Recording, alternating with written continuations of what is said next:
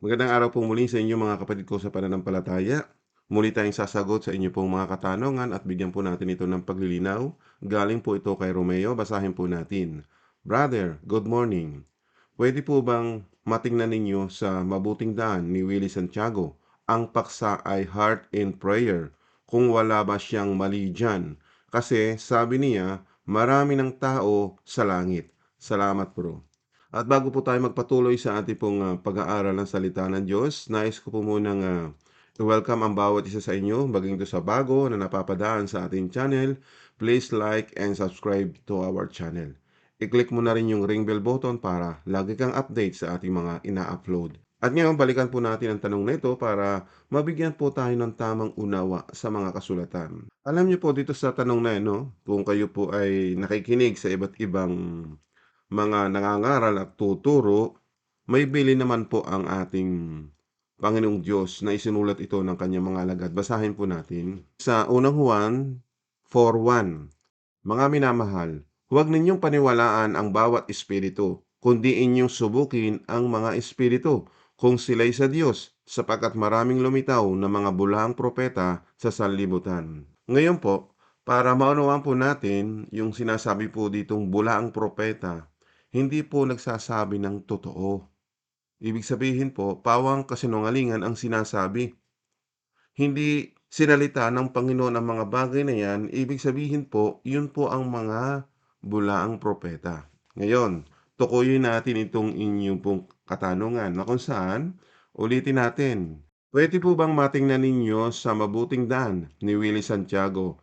Ang paksa ay heart in prayer. Kung wala ba siyang mali dyan? Kasi sabi niya, marami ng tao sa langit. Ngayon, ito bang katanungang ito ay na inyo pong nasaliksik, ano po, na kung saan ay ibabase natin lang muna dito sa ating binasa, na kung saan ay sinasabi po dito, huwag ninyong paniwalaan ang bawat espiritu, kundi inyong subukin ang mga espiritu kung sila'y sa Diyos, sapagkat maraming lumitaw na mga bulaang propeta sa sanlibutan. So, hindi po bawal makinig, kundi susuriin nyo muna, aalamin nyo muna kung sila'y sa Diyos. Kung itinuturo nila ay sa Diyos. Katulad po ng inyong katanungang ito bang nangangaral na ito ay ang kanyang ipinapangaral ay mula nga sa aral at turo ni Kristo? Yan po ang tanong ko po sa inyo. Kaya dapat natin malaman, huwag basta natin paniniwalaan, aalamin natin kung turo nga ni Kristo o hindi. Kaya nga, kung itong taong ito ay nagsasabi ng kasinungalingan, ay hindi yan kay Kristo. Hindi yan tagasunod ni Kristo. Ano po? Ngayon, dahil natuklasan natin, tinuturo ba ni Kristo yung mga bagay na ito na sinabi niya na marami ng tao sa langit? Alamin natin, kumparahin natin. Ang sinasabi ng taong ito na marami na daw tao sa langit ay di base natin kay Kristo. Tingnan natin ang pananalita ni Kristo kung marami na ngang tao sa langit. Ano ho? Ito po. Basahin po natin dito sa mga sulat ni Juan 14:1. Tandaan po ninyo ang ating Panginoon Kristo ang nagsasalita dito para maintindihan natin ano po. Huwag mabagabag ang inyong puso, sumampalataya kayo sa Diyos, sumampalataya rin naman kayo sa akin. Ituloy po natin. Sa bahay ng aking ama ay maraming tahanan. Kung hindi gayon, sasabihin ko ba sa inyo na ako'y paroroon upang ihanda ko ang lugar para sa inyo? At kung ako'y pumunta roon at maihanda ko ang isang lugar para sa inyo, ako'y babalik at kayo'y tatanggapin ko sa aking sarili upang kung saan ako naroroon, kayo rin ay naroroon. Ang tanong, naroroon na ba yung sinabihan ng ating Panginoong Kristo, yung kanyang mga alagad?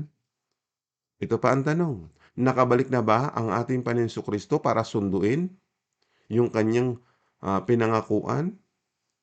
Kung iyang mga taong yan ay naroon na, ibig sabihin nakarating na. Ibig sabihin po, nakabalik na ang Panginoong Kristo. Ang tanong ko po sa inyo, nakabalik na po ba ang Panginoong Kristo? Basahin po natin sa Marcos 13:32, tungkol sa araw o oras ng aking pagbabalik, walang nakakaalam nito, kahit ang mga anghel sa langit o ako mismo na anak ng Diyos. Ang Ama lamang ang nakakaalam nito. So malinaw.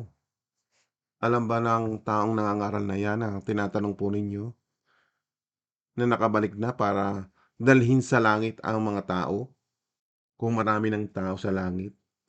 Sa kanyang pagbabalik, doon pa lang niya susunduin ang mga taong pinabanal niya para lahat ng taong banal pumasok doon sa kanyang kaharian. Nakita po ninyo? Wala ngang nakakaalam kung kailan siya babalik kaya tayo pinaghahanda. Nakita po ninyo? At sa kanyang pagbabalik, bubuhayin niya ang mga namatay para isama doon sa kanyang ipinangako. Ulitin natin 'no, itong talatang ito napakalinaw.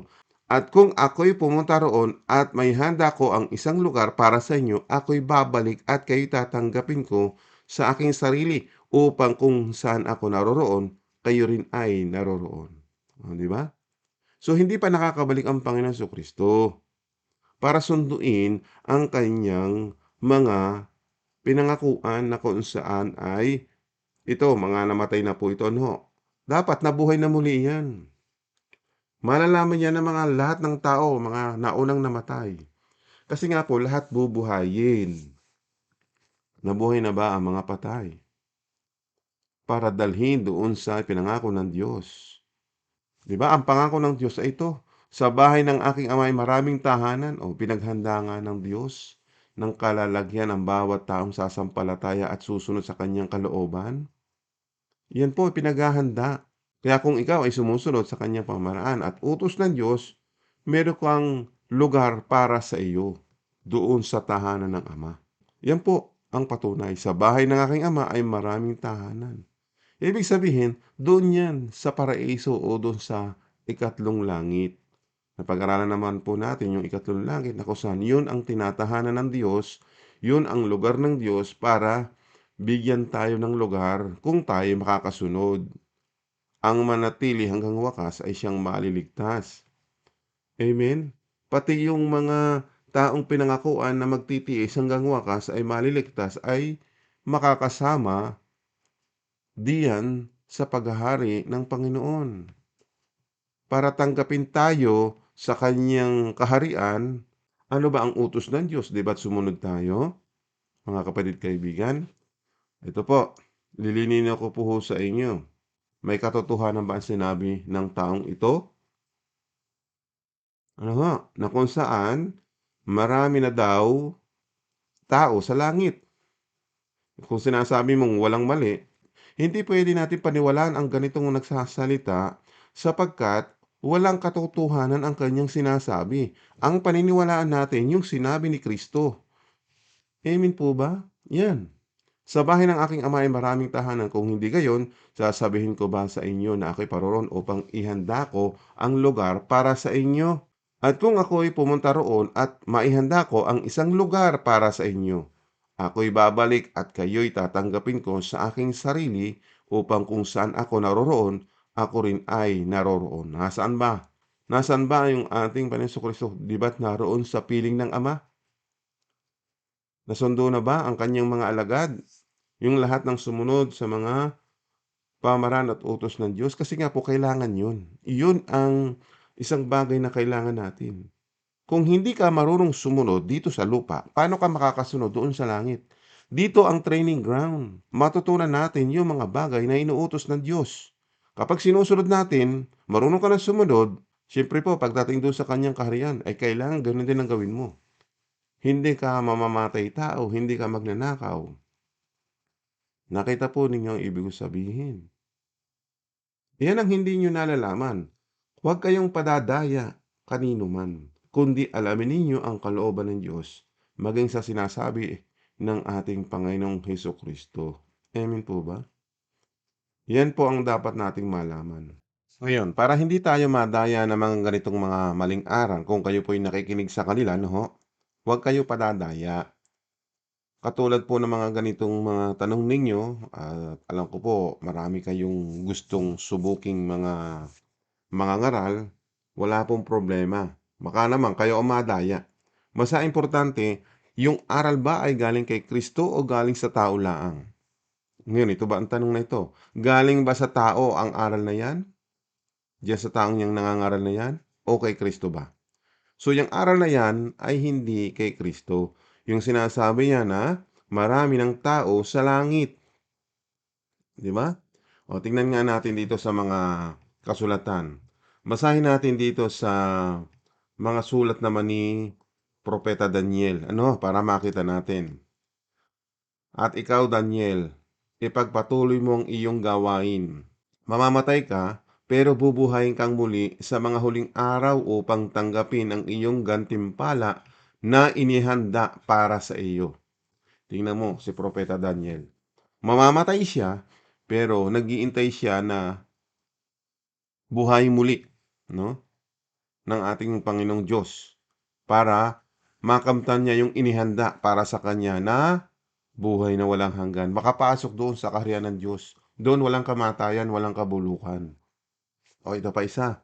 Para maintindihan natin, no, na wala pang nakakapasok ng langit. Basahin din natin dito sa mga sulat ni Juan 6:39. At ito ang kalooban ng nagsugo sa akin na huwag kayong pabayaang mawala ang kahit isa sa mga ibinigay niya sa akin. Sa halip ay bubuhayin ko silang muli sa huling araw. Huling araw na ba? Ibig sabihin sa huling araw, naroon po lahat bubuhayin. Amen? Wala po, wala pa po yung pagkabuhay na muli. Ibig sabihin po, hindi po nabubuhay pa yung mga pinangakuan ng Diyos. O ito pa, basahin natin sa verse 40. Sapagkat kalooban ng aking Ama na ang lahat ng kumikilala at sumasampalataya sa anak ay magkakaroon ng buhay na walang hanggan at bubuhayin ko silang muli sa huling araw. Yan. Dapat kinikilala natin ang Ama at ang anak. Amen? Para magkaroon tayo ng buhay na walang hanggan at bubuhayin tayong muli sa huling araw. Ibig sabing huling araw, ito ay mga bagay na tapos na yung programa ng Diyos dito sa mundong ito. Bago po tayo magtapos sa ating pong pag-aaral, kung tatanungin po natin si Romeo Manongas, nakuha po ba niya o nag-get po ba? Please like and subscribe to our channel. Mag-comment ka na rin sa ating YouTube channel para makita ko kung nakuha po ninyo o nag-get at naunawaan ninyo ang ating paliwanag. Ano po? Kaya sana po, wag po kayong magsasawang makinig sa ating channel para madagdagan ang inyong kaalaman, karunungan at pangunawa. Kaya kung po kayo nakakaunawa sa ating paliwanag, kaya huwag naman po kayo makalimot na mag-like at mag-subscribe sa ating channel. God's Word, Read Scriptures. At kung kayo po ay nais pang lumago sa pag-aaral ng salita ng Diyos, huwag po kayong makakalimot na mag-subscribe. Kaya ibabalik po natin sa Diyos ang mga papuri, pasasalamat at pagsamba at pagdakila sa Diyos Ama na makapangyarihan sa lahat, maging sa Kanyang anak na si Hesus Kristo, hanggang sa muli po ng ating pag-aaral. Amen.